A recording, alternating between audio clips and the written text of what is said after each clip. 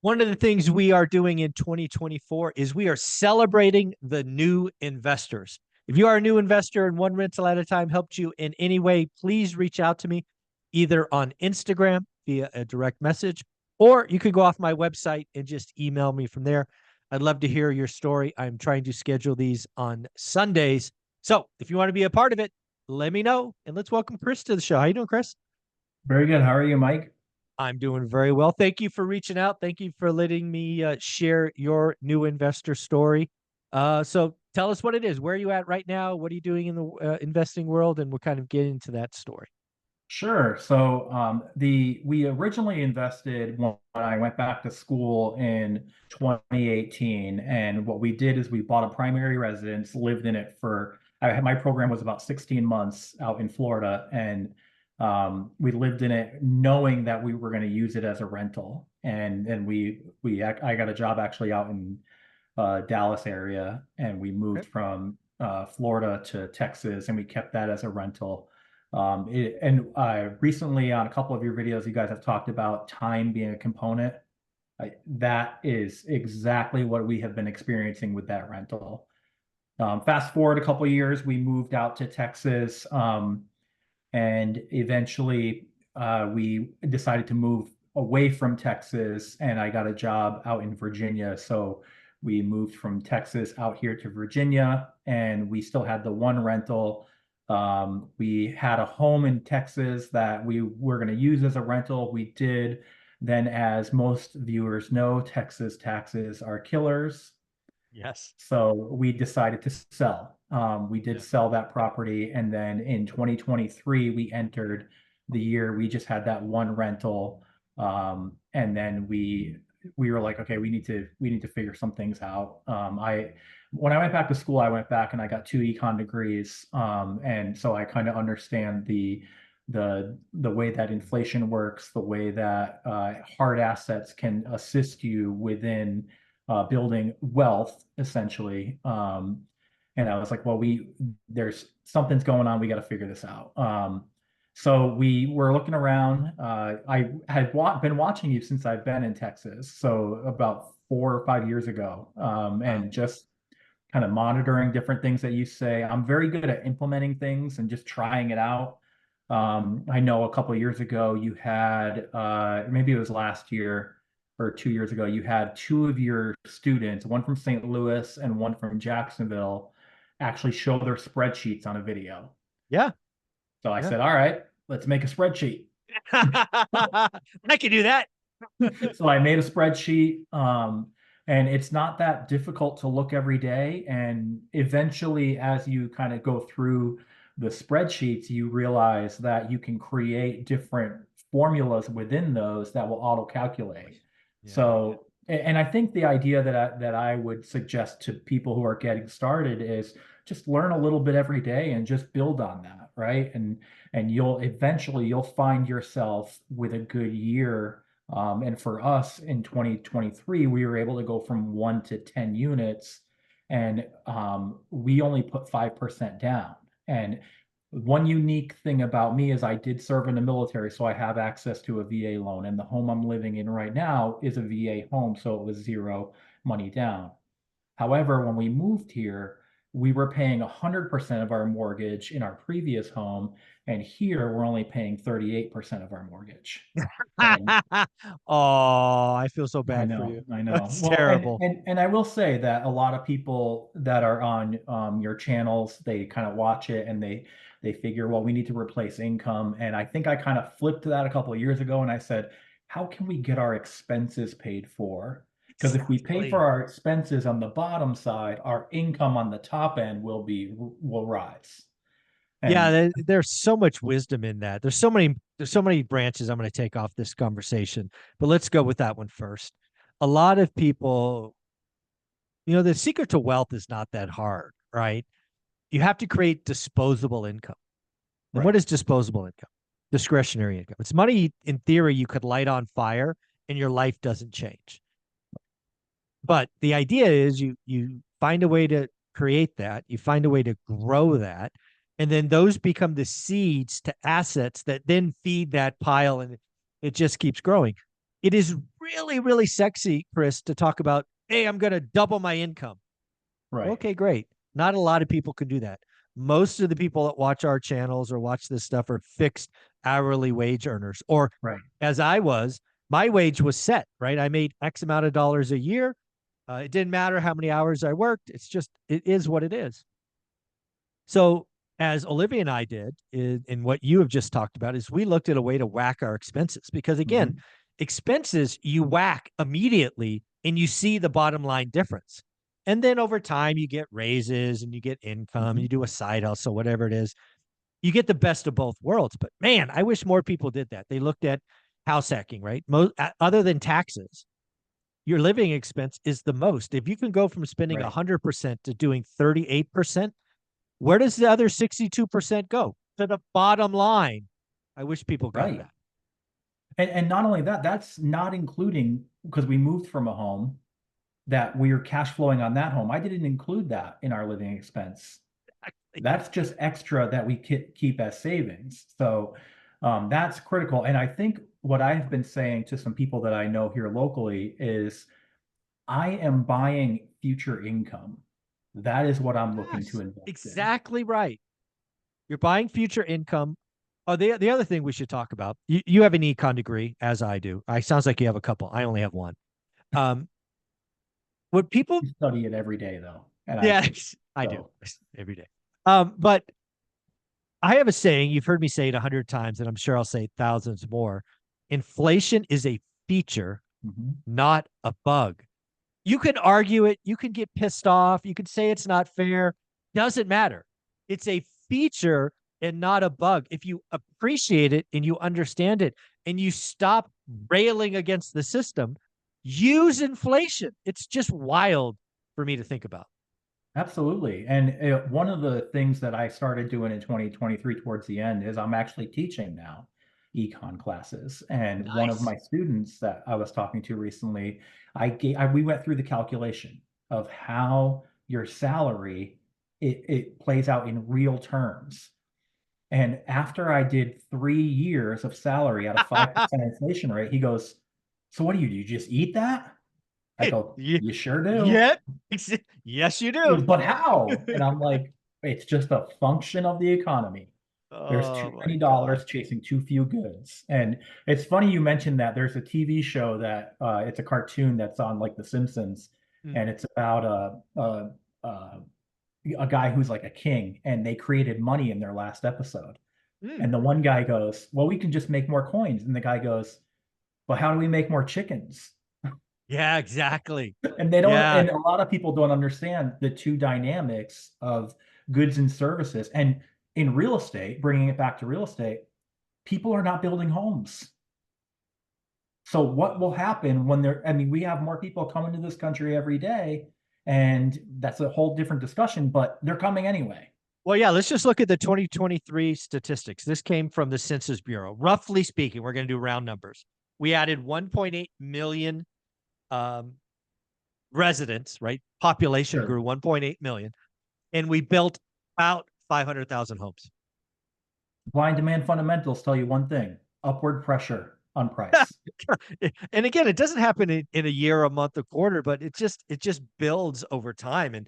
And we have underbuilt since, I don't know, 2008, 2009. You stack 300,000 housing discrepancy a year for freaking 15 years, you got a problem. Right. Yeah. And just Yeah. kind of knowing and learning these things is excellent for the initial investor. But the other thing that I think that people need to do is they start need to implementing them in some way. For me, actually, a couple of years ago, I said I need to understand the cash on cash return Mm, metric. okay. So I started helping people locally with it, and I started doing it, and then it became so second nature to me now that I get an alert and I just do it on my phone. Yeah. Whereas before it would take me 15 minutes to do. Yeah. But again, build on those Repetition. little things, right? And then you're going to have a great year, and Yeah. you're going to look back at it and you're going to be like, how did I accomplish this? But Yeah. you The other do thing like that's incremental, or as economists say, marginal margin. steps. Exactly. Exactly. It's all about the margins, baby. It's the margins. Um, It is really interesting because once you go from 15 minutes to, 90 seconds, the next step is this is where the real mental gymnastics come in and that I just love. It's like, okay, that deal doesn't work as is. What do I need to change the output to it's a deal that I would do?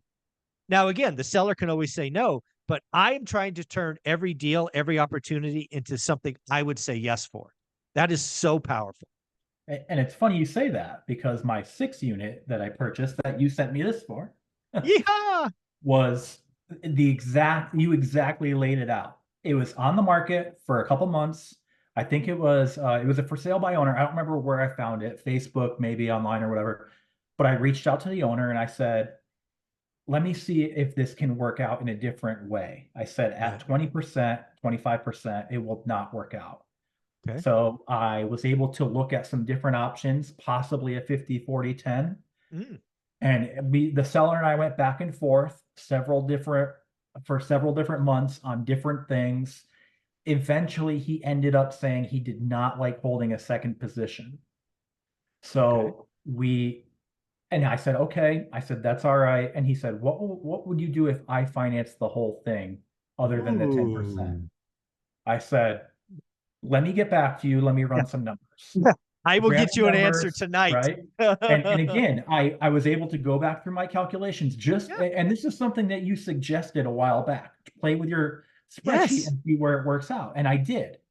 I was able to come back to him. He agreed. We agreed. I have never in my day ever looked at a seller contract. I did it. There you And I go. will say, I will credit this. One other thing that you say, meet a lot of people because I've Yeah. met a couple people locally because I've only been here for 2 years. Wow. And I've met a couple of people locally who have worked in the investment side. Hmm. They helped me with the contract. They helped me get a lawyer. They helped me get the title company. They helped me with some of the minor updates that we needed to do. I mean, That's that awesome. is critical. That is awesome. Yeah, I mean, I've been putting it out there for years now. Get a buy box, do the work, stay focused, meet 2 new people a week, live below your means, right? It's just getting wealthy is a process. Yes. You may not like the fact that the process takes a decade. I don't care. It still takes a decade. You can rail against the machine and be all upset, or you could just do the work for a decade and see how it turns out. Right. Um, it's pretty amazing. Um, And one thing I will say add to that is when I went back to school in my 30s, okay, I went to a seminar that this guy put on, and he was from Colorado State, but he went to Stanford for his graduate work, and he said to something to me that I've never heard before, but it's out there now. He said we often overestimate what we can do in 1 year and underestimate what we can do in 10 years. And when I look back at my times going back to school, getting a great job, moving 3 times across the country, I'm like, man, we did all that and we still have 5 years left. hmm, that's pretty amazing. So again, kind of the 6 unit, you were doing the work, discipline, you found it somewhere because it was sale by owner. You tried to do a 50-40-10. Seller turned out not to be comfortable. They brought up the idea of financing everything. You did the work. How's it been owning a sixplex? It's been okay. I mean, around the holidays it gets a little tough. We have one Section 8 person in there right now, and here's the thing: is it cash flows day one. I think the cash flow will grow by probably $500 or $600 in 6 months. Oh yeah. So, Yeah. and that kind of comes back to some other guests that you've had who say, know your rental market. Yes. And if you Yeah, the know your rent rental box. market as well, then you're going to be able to say, well, this is undervalued. Mhm. And for me, I use some online tools, but I verify everything with a local rental Yes. agent. Talk to people, grow your network. It's a phone call away. And oh, by the way, never stop, Chris. Meet No. 2 new people a week for the next couple of years, and your Rolodex will be. And people will wonder how you did it. You're like, I know that guy. I know that guy. I know. It's just like, come on, guys, keep doing the work. Don't stop. It's a process. It's not an easy button, but it's certainly possible. Um, what's some advice you have? Right, we're at the new year. A lot of people are like getting excited about investing. What would you tell a new investor doesn't own anything yet? What are some advice Chris would give? I would say don't. don't confuse inaction for necessary steps, because a lot of people you need to save money. You need to have some sort of seed money. Now, there are ways out there where you can do it without saving money, but generally you're going to need to save some money. And if this year, 2024, is a year of saving for you, that's okay. Yes, totally agree. Totally agree. It's a Yeah, and necessary step. it's a So, necessary step. It is step zero. Some people come to this with having some seed capital, some don't. That's why I call it step zero. But yeah, getting your money right. That's where it yeah. all starts. If you don't have discretionary income today, no problem. I didn't either. I started this journey at 30. I spent every penny. It's embarrassing, but I did. And then over the course of a couple of years, we got to spending 50% of our income. And that allowed us to save a bunch and just continue our journey. It's a choice. You know, you can spend Yes. it all or and again, it's not easy. My friends made fun of me. We didn't Mhm. have the nicest cars. We didn't even have a home. We had a condo. And but look at me now, right? Let's compare now, not Right. back then. And So I would say one last thing about that too is be prepared. If you're new in this, be prepared to be shot down by people that you love and that you know, yeah, because they will tell you, well, Joan, who owned a unit in 1986, got burned, so you're going to get burned. exactly. So Yeah, a lot of it, I talk with my wife about it, and I talk with just maybe a few select other people, and that's it. I don't generally talk to many people about it because I don't need the hassle. One thing you talk about online a lot, right, is block the haters. oh yes. It's difficult to do that in real life when they're around you a lot, but you can choose not to speak to them about it. Yeah, I mean, I have family members that I refuse to talk money with at all, right? Hmm. We talk weather, we talk sports, Yep. don't talk Yep. money at all. And again, I got to tell you, the other thing you should do is not only block hate, you got to block like social media, block haters, block doomers. Because I know there's a lot of people that they don't feel it yet. They go, I watch them because they give me an alternative view. Hmm. No, they don't. These are freaking people that do not have your best interests in mind. Right. They are simply trying to, use social media to pump doom and fear to make money for themselves. They don't care about Mhm. you. And I don't want to be around people that are selfish like that. Right. And again, Right. if you come to real estate investing and you're listening to a tenant who's been wrong for 5 years but makes pretty charts, what are you doing? I mean, seriously, are you kidding me? That's where you're getting your financial advice from? It's crazy. Yeah. I Yeah, know. it's pretty wild. So, what else? So you have an economic degree. I'd be remiss if I didn't ask you about what do you see coming in 2024? We've got a lot of cross currents. Yeah, I What's your think gut? my gut is that something we're going to have a downturn. Okay. That being said, I think that the early part of January was going to be an indicator on that. However, I think the weather has thrown a wrench into my understanding of that, Mm, because throughout the country, with all this snow that we've been getting, consumers are out there. mm, And I look across the street because I have a shopping center across the street. mm. And my general feeling was that there would not be that many consumers out there, that the consumption level would drop, which would drop the overall economic activity. But I do think that it's getting delayed because of this crazy weather that we're having across the country. And people are saying, I need to get this in order for the storm that's upcoming. Got it. But it could drop at any time. As you Yeah. know, consumption is odd. And Mhm. then we have the CPI readings that tell me that food prices are increasing. So is the consumption level the same, but are we getting less goods and services for that same level? Yeah, I mean, It's if you go, yeah, tough it's read. wild. Yeah, it's a Yeah. tough read. There's a lot of currents, as you know. You've probably heard me say I like to stick to my forecast. I called a Q1 Q2 recession possible. I mean, we get retail It sales is. this Wednesday, Yeah. I think, so Yep. it'll be interesting to see what that number looks like. Um, And I did see that we had it was an okay holiday season, yeah, it was but okay. Yeah. again, was it was the dollar amount the same, but the amount of goods Exactly. and services were less. And it's unfortunate because they don't, if that's the case, they will not make that known to the general public. You're going to have to look that up, and it takes time. Yeah, I mean, I did a rough look of that. Again, these are from memory, right? I think December retail sales, or what they call the holiday season, were up like 3% or Yep. 3.2. But then Yep. if you add in CPI, which again is not a great comparison because it's goods and services, Right. so it's not apples to apples, good enough for government work. It's like that was not a great Christmas season in real terms. And nominal, Right.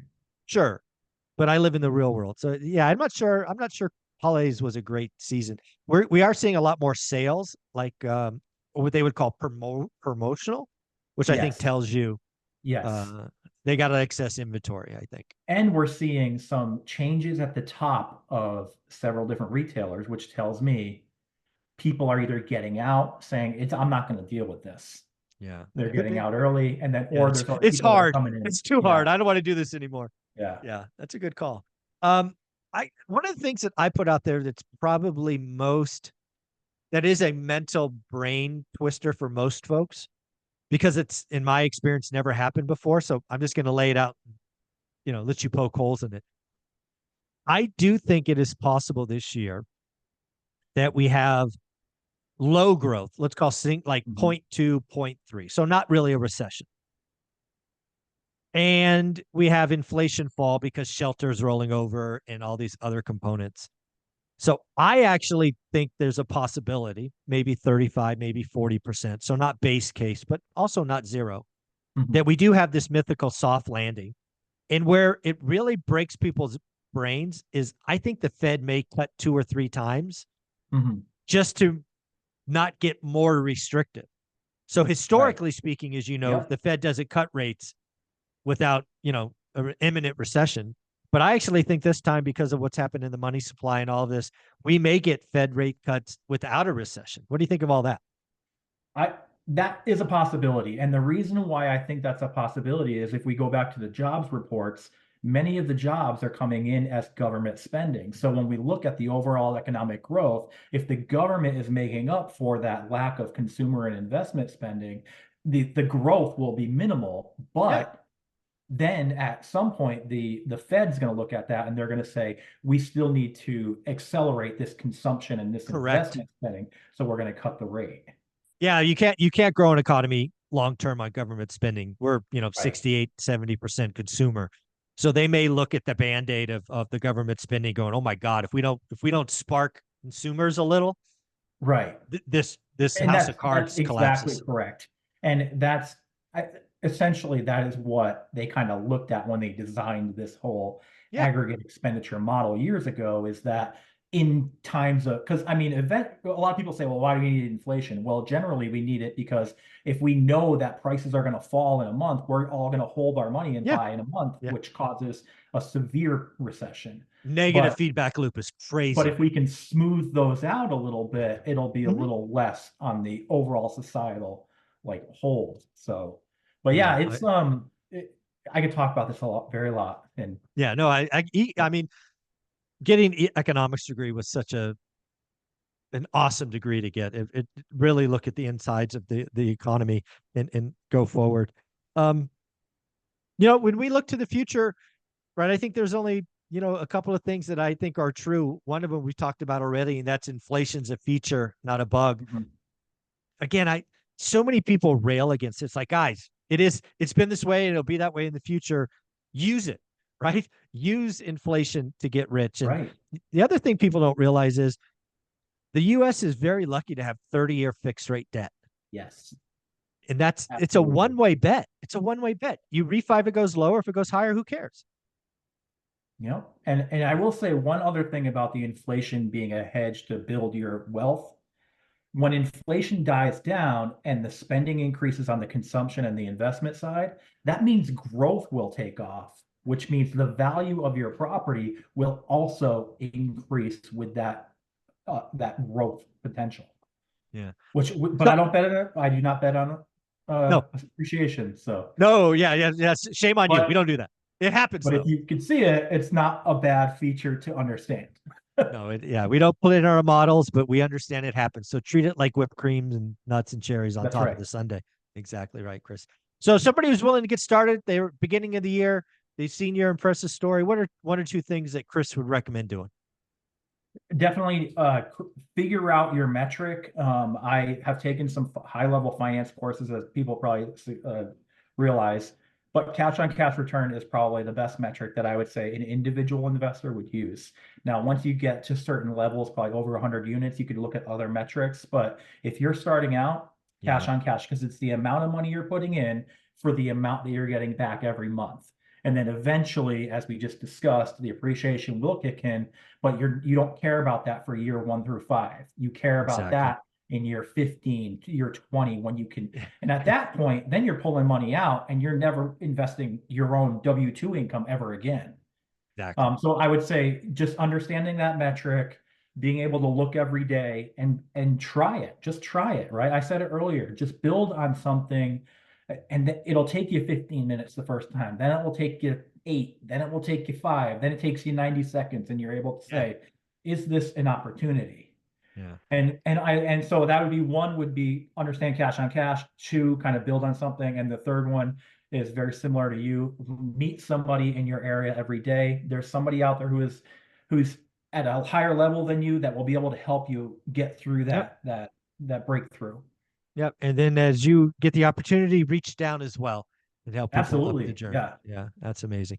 Chris, is there a social media feed anywhere we can send them to follow you, see what's going on in your world? So I talked about my cash on cash return. I created a YouTube channel for Lynchburg here. It's called Invest Nice. LYH. If anybody wants to go there, I do cash on cash return videos. Every once in a while, I'll actually review an article that I read in my research. I'm in a graduate program again, so I know You like I'm school. I do like school. So There you go. Well, Chris, you're amazing. Thank you for saying yes. Thank you for sharing your story. Thank you for doing the work, being a part of the community. Have an amazing day. thanks, Mike. You got it.